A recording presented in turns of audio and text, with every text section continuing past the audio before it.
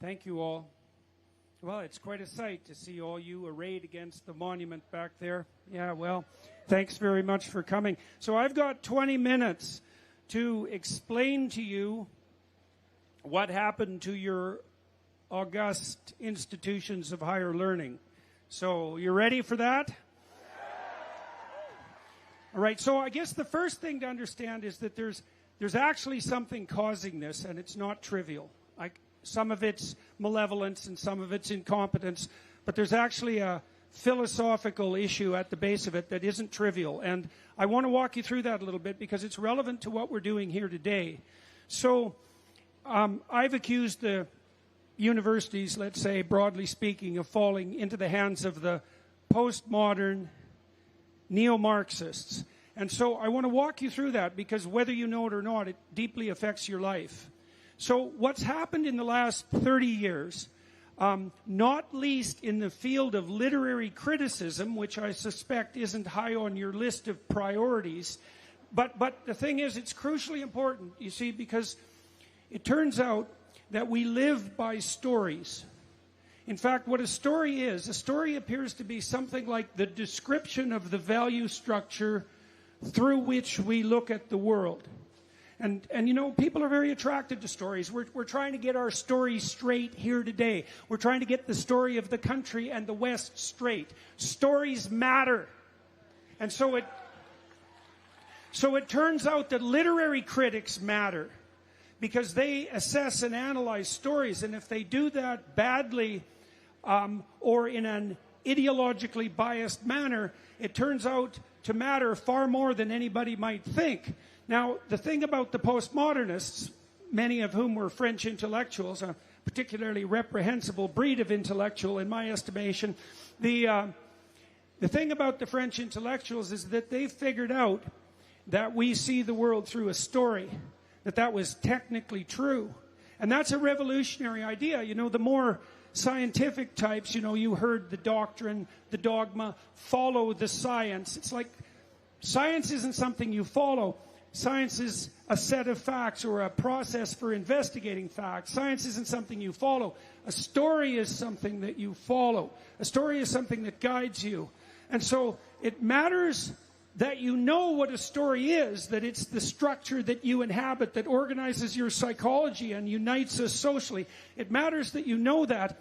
And it also matters what the story is. Now, the postmodernists weren't reprehensible because they figured out that we lived in a story, that even scientists lived in a story.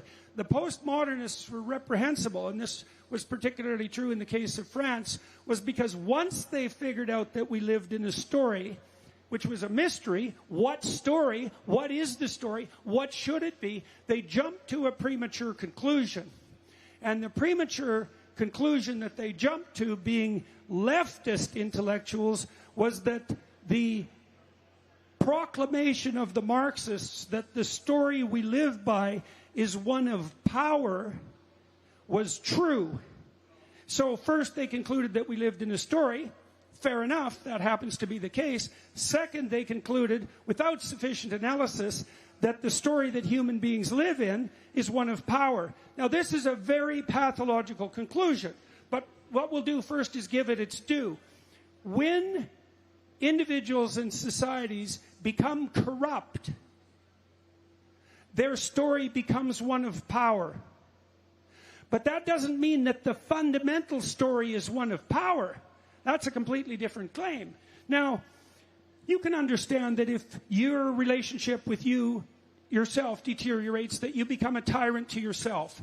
And you can understand that if your marriage deteriorates, you become a tyrant to your husband or your wife. The same applies to your children and a family. The same might apply to your employees and your broader community. If you are walking off the straight and narrow path, you can become a tyrannical power monger. Okay, but And the Marxist criticism has always been something like that, that the economic system is based on oppression, that the fundamental relationship between man and woman is one of oppressor and oppression, that the familial relationship between parents and children is best construed as a power dynamic, that the capitalist system itself is corrupt because it's tyrannical and predicated on, what would you say, patriarchal exploitation. You can explain the whole bloody world on the basis of power, but that's not a good thing to do if it's not the story that does run people who are aiming properly upward.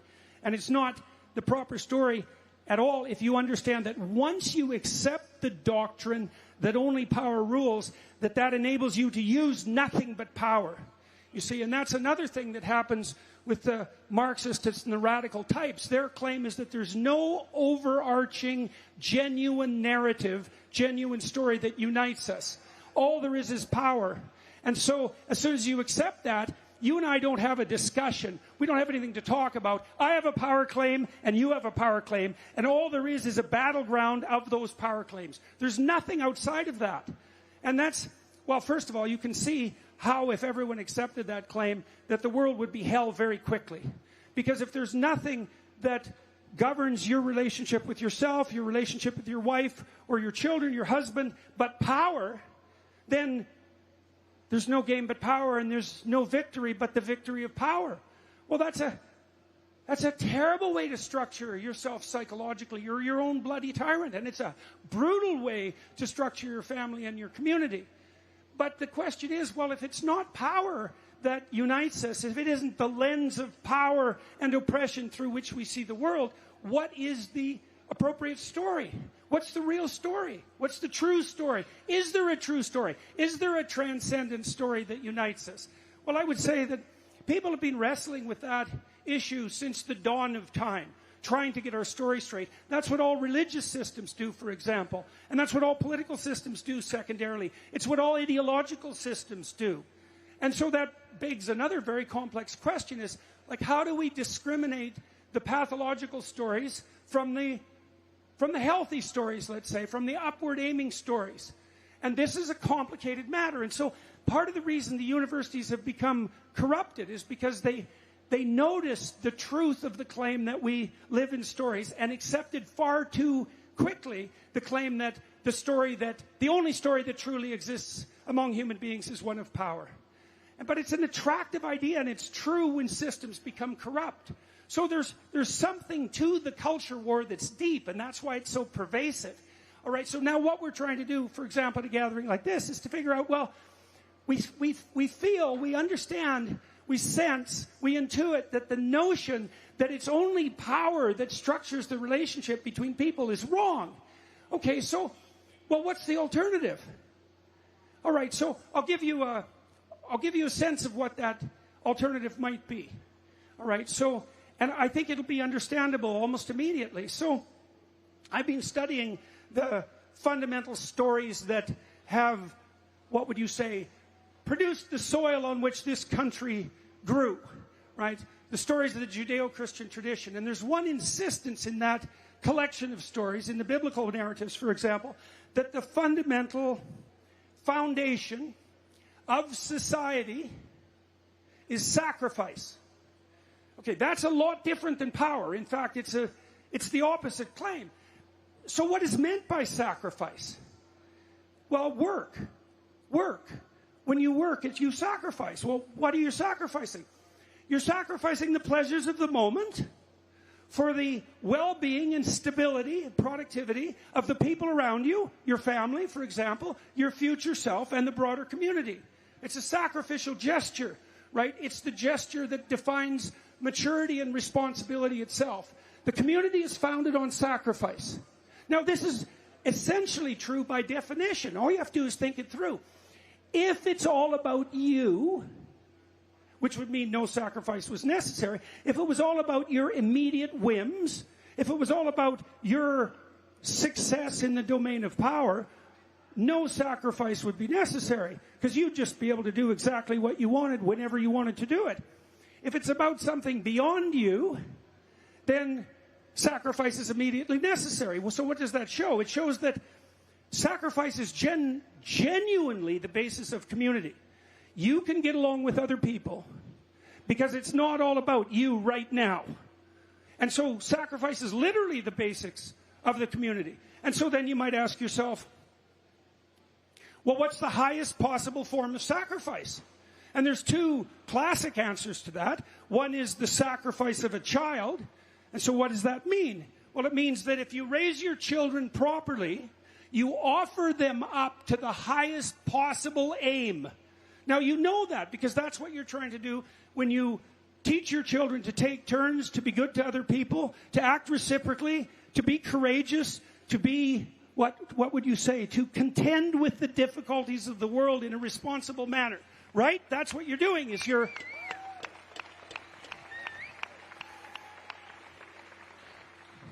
And the other most fundamental form of sacrifice is the sacrifice of yourself. Obviously. And what does that mean? Well, you know what that means if you're a responsible and mature person.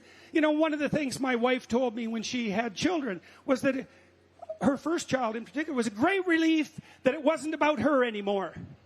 Right? She really appreciated that someone now was more important than she was existentially. That she had something genuine and deep to serve, to sacrifice herself to.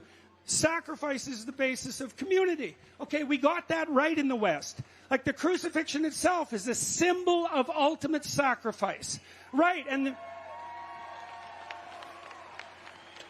Okay, so the idea that sacrifice is the basis of community, that's a way different claim than the idea that power is the basis of the community. In fact, it's the opposite claim, is that the highest form of service that you can manage as an individual is the full expression of yourself in service to what's highest about what stabilizes the future, and it is what is beneficial to your family and the broader community. And I believe, and I think you can think about this even biologically, even scientifically, that your deepest instincts align with that. And they align with that in this manner, is that if you follow the pathway of maximum meaning and maximum adventure, it'll feel that way to you. That's the same pathway that expands you in a mature manner and aims you at the kind of sacrifice that makes you everything you could be and that stabilizes the community. And that's a great thing. And we don't know that. We don't exactly know that consciously in the West, but it's embedded in our underlying stories. And part of what's happening, I think, around the world and what's bringing people like you all together in a platform like this is that we're actually starting to understand this explicitly.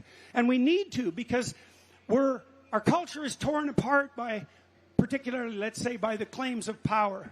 Is that it's all about power. It's like, no. It's all about voluntary sacrifice and the meaning that you can find in adventurous responsibility. And that's a very different story. Now, it's also, and I'll close with this, it's also the story that does something very interesting politically. And I also started to understand this more deeply because of my investigations into these underlying narratives. So imagine that you adopted the pathway of maximal responsibility in your life, right? A meaningful pathway of maximal responsibility. Now you start to act that out. Well, what does it mean? Well, first of all, it means you're going to take care of yourself like you matter. And then someone else doesn't have to do that. So you're off the dependency road, right? You're not a burden. You're not a burden to anyone else, including yourself. But then maybe you get good at it and you can also take care of your wife or your husband, you know, in a mutual relationship. And then you get better at that and you can take care of your kids and you're better at that. And now you can take care of people in the broader community that you're serving as an employer, for example, or as an employee. And then you can act politically. And so here's the ancient rule. The alternative to tyranny and slavery, which you can see developing in our culture as this power narrative plays out, is the maximal responsibility you take on yourself. And the reason for that is, if you do all the work, there's no place for the tyrant. There's nothing for them to do. So, right. So, you know, in the Old Testament stories, God himself tells the Israelites who want a king that they don't need one. That if they maintain the proper covenant with what's divine, let's say, if they aim themselves upward and take responsibility, there's no reason for a king. And the reason for that is that everyone serves as their own king. And your country knows this. You know, when you people, I believe, you're here today in part to express that. You know that there's a burden of responsibility that falls on you and the opportunity that goes along with that. And you feel that if you stood up straight properly and you took the responsibility of governance on yourself, which is what you're trying to do, for example, by being here, that the necessity for the tyrant and the corresponding inevitability of the slave would vanish. And I really do believe that that's the fundamental.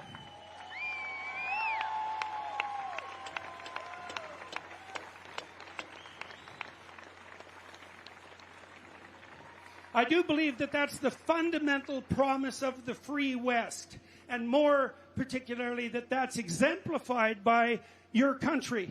And so we're all attempting to remind ourselves once again of that, and to dispense with the presupposition that although we live in a story that it's one of power, it's not one of power. It's one of freedom and maximal voluntary responsibility. And on that you can build anything.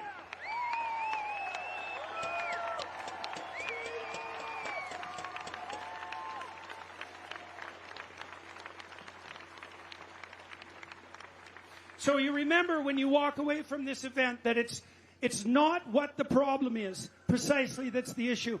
It's what you specifically could and should do about the problem, in the realization that if you took that burden onto yourself, the burden of dealing what bothers you, let's say politically, the burden of dealing with that directly, that you would also have the responsible adventure of your life, and you would fight against the forces of tyranny and slavery in the most possibly effective manner.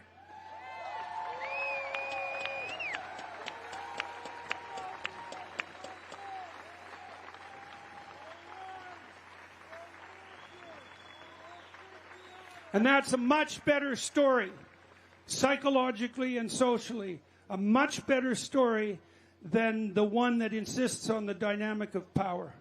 And so it's a story we can understand, and it's a story we can act out, and it's a story that'd be beneficial to us spiritually and in our families, in our community, and it's a story that we could spread widely and properly embody. And if everyone did that, then everyone would have the romantic adventure of their life, and we could take advantage, maximal advantage, of the outstanding field of opportunity itself to us, and which is still making itself manifest today. And so, onward, upward, maximum responsibility, no tyranny and slavery, and the proper story. Thank you very much.